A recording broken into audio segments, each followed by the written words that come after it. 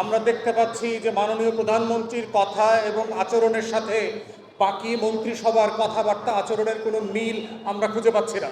যার নিরাপত্তা ঝুঁকি নিয়ে আমরাও চিন্তিত, তিনি এখন বাংলাদেশের সবচেয়ে কম নিরাপত্তা নিয়ে চলাফেরা করছেন। অথচ তাদের এমপি মন্ত্রীদের গাড়ির বহর দেখে আমাদের মাঝে মধ্যে সন্দেহ হচ্ছে যে আসলে দেশের প্রধানমন্ত্রীকে। বর্তমান রাজনৈতিক দল যারা সরকারে আছেন, 24-এর গণ অভ্যুত্থানে যারা স্টেক হোল্ডার ছিলেন, 17 বছরের ফ্যাসিবাদ বিরোধী আন্দোলনে সবচেয়ে বেশি মজলুম যেই দলের লক্ষ লক্ষ নেতা কর্মীরা ধান খেতে পাট খেতে অমানবিক জীবনযাপন করেছেন, লক্ষ লক্ষ মিথ্যা মামলার শিকার হয়ে ব্যবসা বাণিজ্য পেশা লেখাপড়া থেকে বঞ্চিত হয়েছেন, হাজার হাজার মানুষকে দেশ ছেড়ে পালাতে হয়েছিল। সেই মজলুম রাজনৈতিক দলগুলো যখন 20 বছর পরে ক্ষমতা এসছে, আমরা দেখতে পাচ্ছি যে মাননীয় প্রধানমন্ত্রীর কথা এবং আচরণের সাথে বাকি মন্ত্রিসভার কথাবার্তা আচরণের কোনো মিল আমরা খুঁজে পাচ্ছি না। মাননীয় প্রধানমন্ত্রী বলছেন কৃচ্ছতা সাধনের কথা, সাদামাঠা জীবনযাপনের কথা বলছেন। যার বাবা হত্যার শিকার হয়েছেন 81 সালে, যার মা এই রাষ্ট্রের ফ্যাসিবাদী শক্তি দ্বারা নির্যাতিত হয়েছেন, যার নিরাপত্তা ঝুঁকি নিয়ে আমরাও চিন্তিত, তিনি এখন বাংলাদেশের সবচেয়ে কম নিরাপত্তা নিয়ে চলাফেরা করছেন। অথচ তাদের এমপি মন্ত্রীদের গাড়ির বহর দেখে আমাদের মাঝে মধ্যে সন্দেহ হচ্ছে যে আসলে দেশের প্রধানমন্ত্রীকে। মাননীয় প্রধানমন্ত্রী বলছেন যে আমার বাবার নামে মায়ের নামে কিছু হবে না, কিন্তু ওনার মন্ত্রীরা ওনার ছেলের নামে মেয়ের নামে বোন নামে এলাকার নাম পরিবর্তন করে ফেলছেন।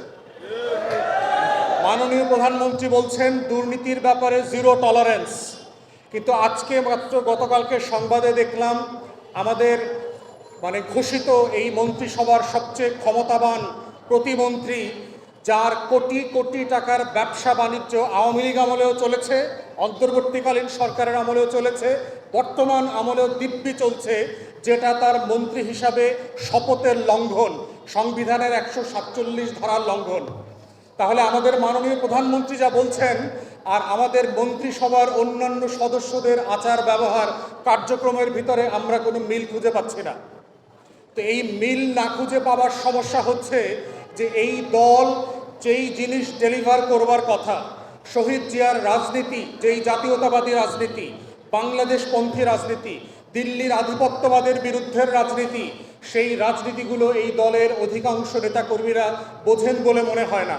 তাই মাননীয় প্রধানমন্ত্রীকে আমরা আহ্বান করছি, আপনি যেই গণঅভ্যুত্থান পরবর্তী বাংলাদেশ করতে চান, যেই বাংলাদেশ আমরা সবাই মিলে করতে চাই, বাংলাদেশের এই 56,000 বর্গমাইলকে আমরা নিরাপত্তার চাদর দিয়ে ঢাকতে চাই, আমাদের স্বাধীনতা সার্বভৌমত্ব রক্ষা করতে চাই, বাংলাদেশের সমস্যাগুলোর সমাধান করতে চাই।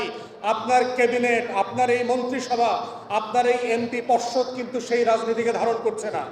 যদি এই রাজনীতি তারা ধারণ না করে, তাহলে তাদের কার্যক্রমই আপনাকে অসম্মানিত করবে সারা দেশের মানুষের সামনে। অতএব এত বছর পরে যেই দল গণঅভ্যুত্থানের কারণে বাংলাদেশে আজকে ক্ষমতা এসছে, আমরা তাদেরকে স্মরণ করিয়ে দিতে চাই, মনে রাখবেন ভুল করলে কিন্তু এবার মাসুল দেওয়ার সময় পাবেন না। বাংলাদেশ কিন্তু বদলে গেছে, হাসিনার আমলের বাংলাদেশ আর নয়।